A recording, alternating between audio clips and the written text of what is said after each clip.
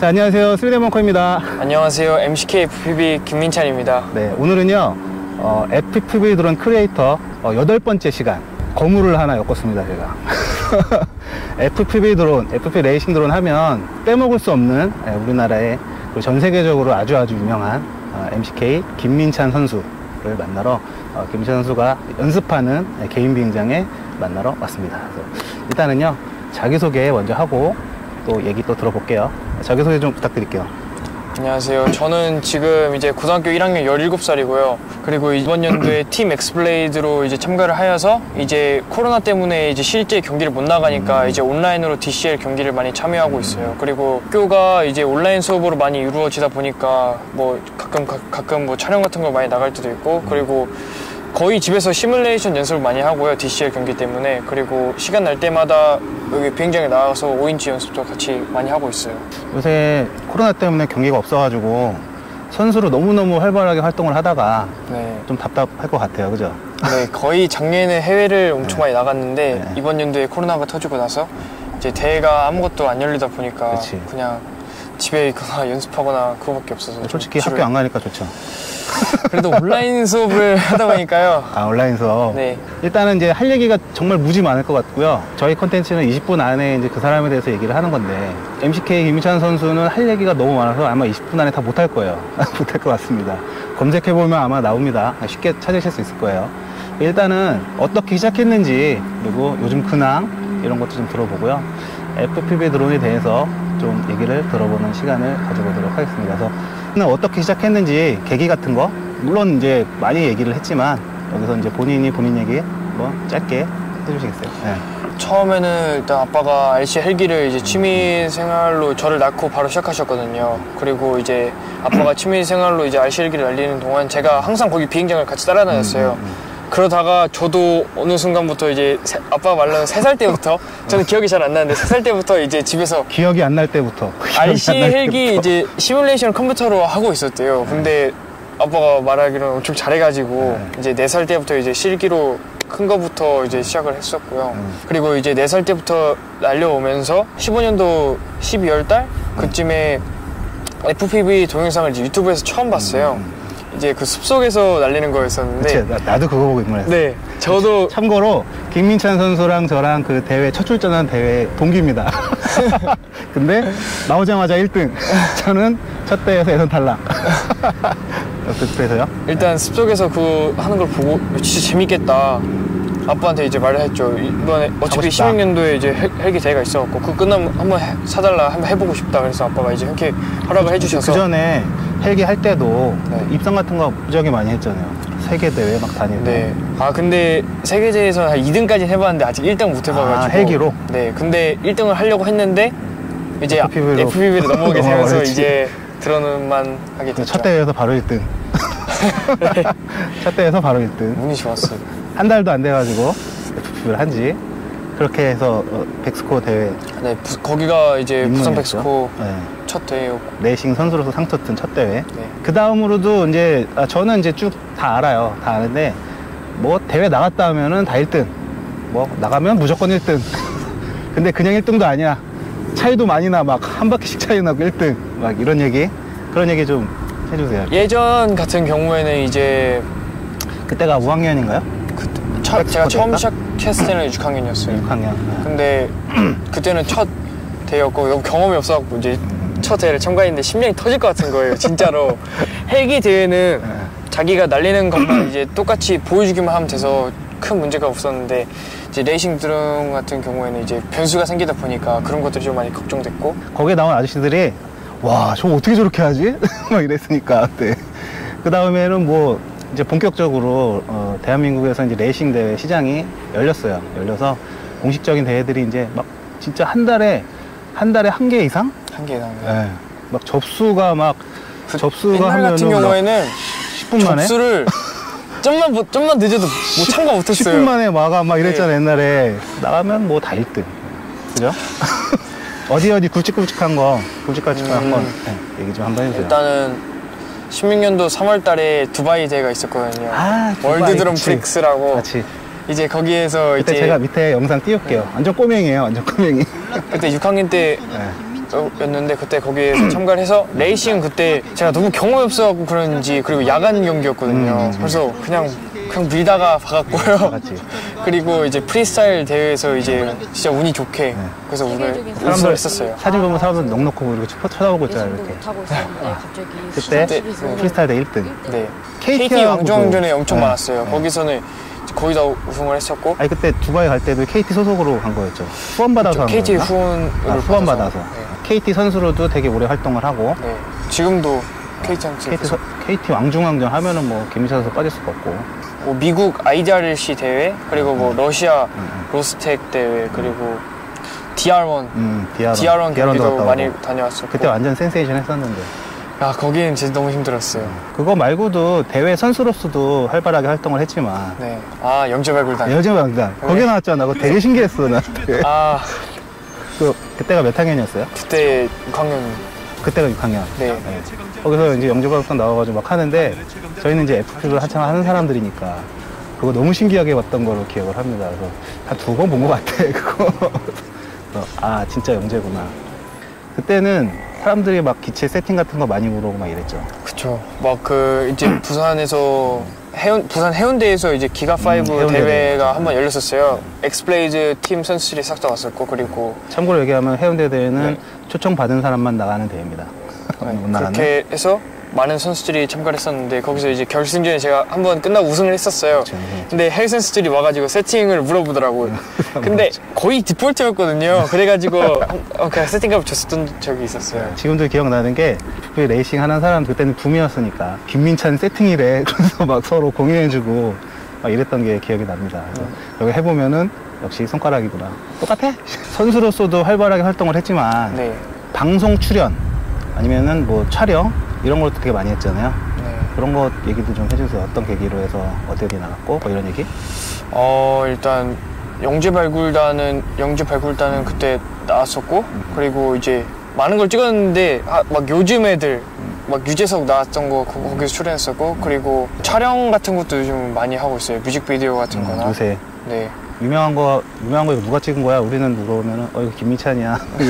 선수로서는 너무 유명하지만은 오늘 이 자리는 단순히 이제 선수 김민찬으로 해서 이제 만나러 온 건 아니고요. 이 크리에이터로서 이쪽에 활발하게 활동을 하고 있기 때문에 그리고 뭐 심벌 같은 존재이기 때문에 FPV 드론 대한민국에서의 꼭 만나고 싶어서 이렇게 찾아왔습니다. 자, 그동안에 레이싱 드론을 FPV 레이싱 드론을 하면서 어떤 힘들었던 점, 되게 고난, 속상했던 거 뭐 이런 것들도 있었을 것 같아요. 그런 거 좀 짧게 했어요. 제가 이제 드론 레이싱을 하면서 제일 힘들었었던 게 슬럼프였는데요. 진짜 이제 대회를 한 4개, 한 3개 그거를 연속으로 한번 망쳤었던 적이 있어요.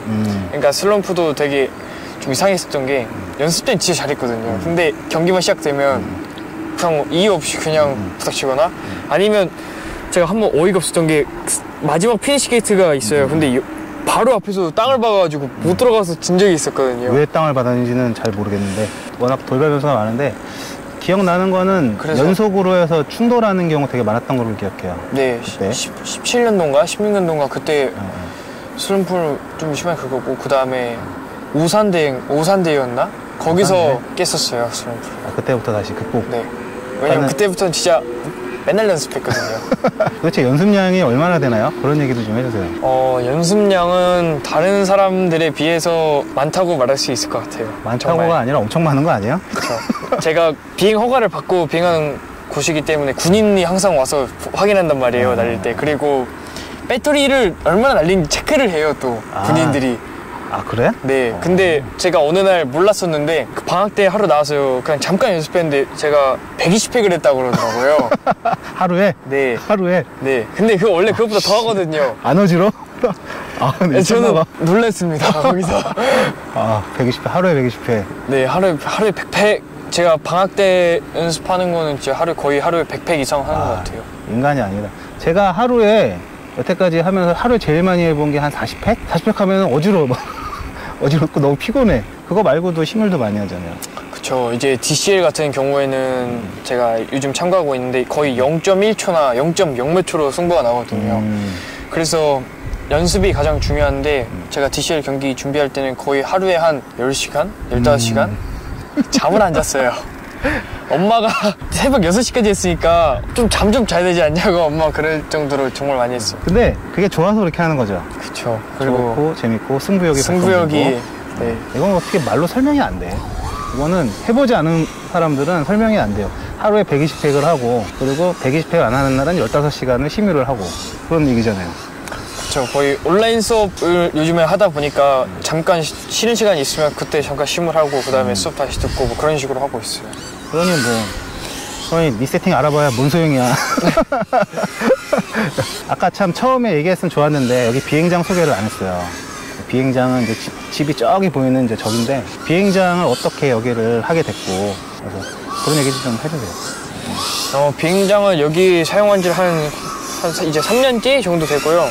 그리고 이제 가끔 선수를 초대해서 같이 연습을 하거나 그리고 원래는 거의 혼자 연습을 합니다. 왜냐면 그래야지 더 많이 집중을 할 수 있고 많이 날릴 수 있기 때문에 거의 혼자 연습을 하게 되는데 좀 지루할 때도 있다 보니까 그때마다 선수를 같이 불러서 연습을 하고 그리고 이제 여기 비행장 같은 경우에는 이제 매달 비행 허가 신청을 이제 내서 비행을 하고 그리고 제가 영상 같은 거를 자주 올리다 보니까 촬영 허가도 많이 내고요. 그렇게 해서 일단 사용하고 있어요. 그 완전 갈대밭이 키 정도 되는 그 정도였어요. 네, 관리가 안 된 땅이었는데 그 저희가 이 땅이 안 쓰는 걸 보고 여쭤봤죠. 파주시에 그 여기에 드론 레이싱장으로 사용해도 되냐? 그랬더니 그러면 사용하셔도 된다. 그래서 저희가 이제 불도저로 싹 다 밀고 그리고 한 2달 전? 한 달 전? 여기를 이제 완전 싹 다 밀었어요. 다시 한번 평탄 작업을 훨씬 넓어졌어. 평탄 작업을 한번 다시 하고 네. 근데 올여름에 또 물 차가지고 고생했다면서요. 진짜 이게 강이 범람을 자꾸 해가지고요. 저기 그 4단 회오리 같은 경우에는 물에 둥둥 떠 있었다고. 근데 분실은 안 하고? 그 분실을 한 번 한 적이 있어요. 강이 범람해서 떠내려갔구나. 2년 전에 디아랑 갔다 와서 비행장이 왔는데 게이트가 하나도 없는 거예요. 근데 그게 알고 보니까 강이 범람해가 싹 다 떠밀어 내려갔다. 싹 다 내려가고. DR1 때? 네. 왜냐면 거기 이제 4개국을 이제 한 달간에 계속 돌아가면서 경기를 해요. 일정이 되게 빡빡하고. 일정이 쉬는 날이 하루도 없어요. 한 달간. 그래서 뭐 시차도 계속 나라마다 좀 다르고 그리고 한국에서 갔을 때 좀 많이 힘들었어요. 왜냐면 경기를 한번 하게 되면 아침 6시에 집합을 해요. 그리고 뭐 갈 땐 12시? 저녁 12시? 그렇게 해서 또 정비하고. 계속 정비하고 그리고 가끔 시간이 있어요. 그래서 가끔 나가서 테스트도 같은 팀원들끼리 하고 다른 팀원들끼리 뭐 의견도 뭐 내가면서 테스트도 해보고 그러면서 지냈었는데 제일 힘들었어요. 그 대회가. 디아런이 일정이 되게 빡빡하고. 기체도 한 15세 정도 준비하면 많이 잃어버려요, 선수들이. 왜냐면 한국 코스랑 차원이 다르거든요. 그렇지. 왜냐면 막 크로아티아 같은 데 가면 이런 데가 아니니까 절벽 같은 데서 경기를 하는데 절벽 한번 박으면 없어요. 그렇지. 다른 기체 만들어야죠. 그래서 여분을 많이 갖고 갔었어요. 그 디아런에서는 고프로 같은 거 안 달아도 돼요? 디아런에서는 이제 고프로를 거기서 지원을 해줘요. 지원이 아니라 빌려주죠. 몇 달? 네. 사실은 세션을. 우리 선수들이나 이제 프리스타일러들이 기체 분실보다 더 싫어하는 게 고프로 분실이잖아요. 그건 좀 낫다. 세션을 한 몇십 대를 준비해 놓으면 거기서 주거든요. 그래서 거기를 장착하고 날리고. 근데 뭐 잃어버려도 찾긴 어떻게 찾더라고요. 그쪽을. 반은 버리겠지. 네, 그쵸. 뭐 다 어떻게 찾겠어. 근데 거기서 빌려줘서 그런 절벽이고 건 막 이런데. 부담은 좀 적죠. 자, 그래서 이제 지금 고등학교 1학년이잖아요. 네. 그러면은 일반적으로 친구들하고는 생각하는 취미 영역 자체가 다르잖아요.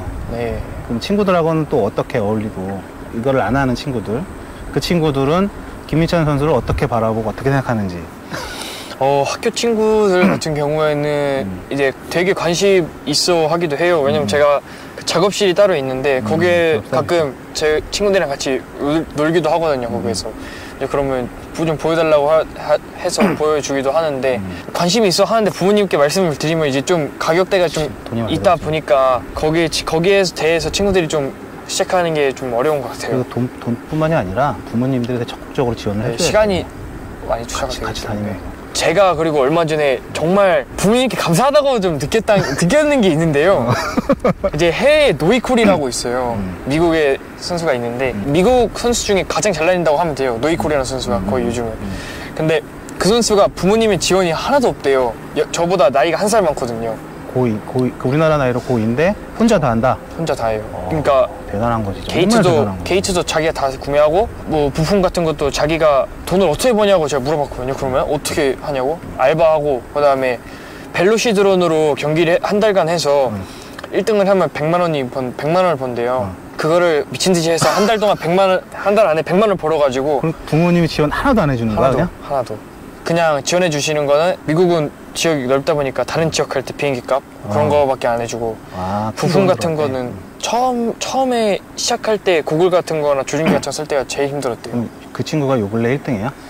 그렇죠. 거의 미국에서. 상상이 안 가는 일이다. 그렇죠. 저는 놀랐어요. 그렇게 한다 그래가지고. 왜냐면은 기본적으로 어디 이동하려면 차 필수잖아. 네. 장비가 뭐 좀 많아야지. 그러니까 김민찬 선수도 마찬가지지만은 이 아버님한테 감사해야 된다니까. 아버님께 감사 인사 한번 해주세요.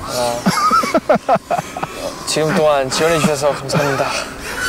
그래서 이렇게 해서 FPV를 모르시는 분들은 모르실 수 있겠지만, 그리고 전에 그 JD FPV 편에서 이제 존이 얘기했다고 했는데요. 거의 그 존이랑 동급이라고 보시면 됩니다. 전 세계적으로는. 그 얘기를 안 했다. 해외 대회를 워낙 많이 다니니까 해외 선수들하고도 교류도 되게 많아요. 그죠? 네. 친구도 되게 많고. 뭐 하다가 막히면은 그냥 전화해. 맞아요. 근데 그런 건 있어요. 제가 막 백업 플레이트 심펌에 올라가지고 물어볼 게 있으면 해외 애들한테 물어봐서. 근데 해가 빠르니까. 네. 그래서 애들이 알려주고 해보고 좋으면 그렇게 사용하고 그렇게 해서 해외 애들에게 많이 연락을 하고 있는 것 같아요. 뭐 그 SNS 소통도 많이 하고 연락도 자주 하고 세계 대회를 워낙 자주 다니니까 가능한 일이죠. 그래서 해외 친구들하고도 많이 하고 그래서 영어도 되게 잘해요. 장점이 정말 한두 개가 아닌 것 같아. 이거 FPV를 하면서. 그러면 이제 앞으로는 올해 내년까지도 대회가 많이 없을 것 같아요. 코로나 때문에. 네. 어떻게 이 난관을 헤쳐나갈 생각인지, 그리고 어떻게 앞으로 FPV를 아니면은 뭔가를 해서 내가 어떤 방향으로 해야 되겠다라고 생각하는 게 있는지. 그 레이싱이라는 게 지금 좀 만약에 나이가 들수록 좀 만약에 어려워지는 거잖아요. 그치, 감이 떨어지지. 네. 그렇게 되면 저는 순발력이 떨어지는 것 같아요. 레이싱보다는 막 촬영 같은 거를 저도 막 하면서 좀 즐기고 싶은 그런 게 있어요. 왜냐면 드론 레이싱이라는 게 아무래도 만약에 선수 생활을 하다 보면 좀 저는 스트레스가 좀 굉장히 심하거든요. 그런 게 있어서 그냥 만약에 제가 안 될 것 같다 싶으면 저는 그만둘 거예요. 그래서 여기서 안 된다는 거는 1등을 못 할 때? 요즘에도 느끼긴 해요. 막 손이 좀 떨리더라고요. 요즘에는 대회 때. 그래서 옛날에 안 떨었잖아. 요즘은 좀 떨리더라고요. 그래서요? 그래서 그렇게 되면 좀 촬영 같은 거를 좀 나가고 싶고. 근데 내년에 코로나 때문에 대회가 어떻게 열릴지는 잘 모르겠는데 그렇지. 이제 해외 같은 경우에는 지금도 프랑스 같은 경우에는 막 10개 이상이 잡혀 있대요. 이번 연도에만 해도. 근데 한국에는 아직 없다 보니까 만약에 내년에도 없다고 치면 저는 내년에 뭐 미국 같은 데 한 달간 가서 해외 애들이랑 연습을 같이 하고 뭐 멀티시팩 같은 대회를 뭐 참가할 의향은 있고요. 그리고 그렇게 해도 되겠다. 네. 그리고 DCL 같은 경우에는 이제 이번 연도까지는 시물만 경기를 하지만 내년부터는 이제 실제 경기와 시물 경기를 같이 한다고 들었어요. 그래서 그런 것도 같이 준비를 해나가면서 내년 대회를 준비할 것 같아요. 요새 영상 촬영이나 이런 것도 많이 쓰이잖아요. 네. FPV 드론이. 네. 실제로도 많이 촬영하러 다니고 있고, 이제 시장이 영상 촬영 쪽 시장이 이제 열리는 것 같아요. 그래서 만약에 꼭 레이싱 선수가 아니어도 많이 활약할 수 있는 기회는 정말 많을 것 같아요. 그렇게 생각하죠. 그래서 아무래도 이슈화가 될 수 있는 거는 촬영 쪽인 것 같아요, 요즘에는. 근데 그런 생각도 드는 게, 촬영이 아니어도 다른 데에 뭔가 쓰일 게 생기지 않을까? 라는 기대는 좀 있어요, 개인적으로. 그건 이제 알 수 없는 것들이라. 자, 그리고 이제 마지막으로요. FPV를 이제 막 시작하셨거나, 이제 시작하려고 이제 생각하시거나 하시는 분들에게 조언을 해준다면 어떤 조언을 해주고 싶으신가요? 조언보다는 그냥 제 생각은 거의 이제 레이싱 드론 같은 경우에는 노력 없이는 안 되는 것 같아요. 아, 당연하지. 왜냐면 이제 중요한 얘기. 쉽사리 안 되네?